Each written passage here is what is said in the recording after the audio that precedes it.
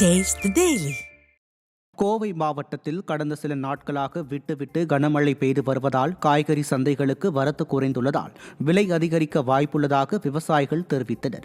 மாவட்டத்தின் பல பகுதிகளில் காய்கறி சாகுபடியில் ஈடுபட்டுள்ள விவசாயிகள் தொடர் மழையின் காரணமாக மகசூல் குறைந்துள்ளதாக வேதனை தெரிவித்தனர். இதேபோல் நீலகிரி மாவட்டத்திலும் கனமழை பெய்து வருவதால் கேரட், பீட்ரூட் உள்ளிட்ட மலை காய்கறி விளைச்சலும் பாதிக்கப்பட்டுள்ளதால் காய்கறி சந்தைக்கு வரத்து குறைந்துள்ளது.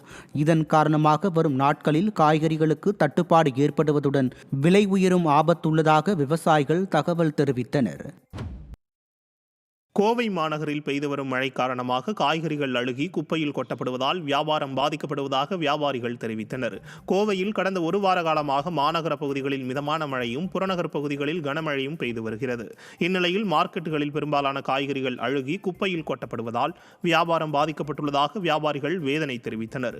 மேலும் வரத்து குறைந்துள்ளதால் காய்கறிகளின் விலை அதிகரிக்கும் என வியாபாரிகள் தெரிவித்தனர்.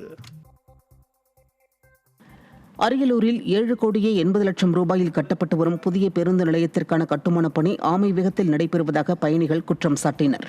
2 ஆண்டுகளுக்கு முன்பு பழைய பேருந்து நிலையத்தை இடித்துவிட்டு 7 கோடியே 80 லட்சம் ரூபாய் செலவில் புதிய பேருந்து நிலையம் அமைப்பதற்கான கட்டுமான பணி தொடங்கியது. ஓராண்டிற்குள் கட்டி முடிக்க வேண்டிய பணி 2 ஆண்டுகளை கடந்த பிறகும் நிறைவடையாததால் ஆமை வேகத்தில் கட்டுமான பணி நடைபெற்று வருவதாக மக்கள் வேதனை தெரிவித்தனர். விடியா ஸ்டாலின் ஆட்சியில் கமிஷன், கரப்ஷன், கலெக்ஷனில் திமுகவினரும் அரசு அதிகாரிகளும் குறியாக இருப்பதால் மக்கள் வரிப்பணம் வீணடிக்கப்படுவதாக குற்றச்சாட்டு எழுந்துள்ளது. தூத்துக்குடியில் அரசு மதுபான கூடத்தில் மது பிரியர்களிடம் ரவுடிகள் பணம் கேட்டு மிரட்டும் சிசிடிவி காட்சி வெளியாகியுள்ளது. சுப்பையா முதலியார்புரத்தில் அமைந்துள்ள அரசு மதுபான கூடத்தை கண்ணன் என்பவர் டெண்டர் எடுத்து நடத்தி வருகிறார். இந்த நிலையில் கடந்த செவ்வாய்க்கிழமை விளாத்திக்குளத்தை சேர்ந்த ஒருவர் மது அருந்திக் கொண்டிருந்த போது அங்கு நண்பர்களுடன் வந்த ரவுடி ஒருவர் அவரிடம் பணம் கேட்டு பீர் பாட்டிலால் தாக்கி கொலை மிரட்டல் விடுத்துள்ளார். இதுகுறித்து பார் உரிமையாளர் புகார் அளித்தும் எந்த நடவடிக்கையும் எடுக்கப்படவில்லை என கூறப்படுகிறது.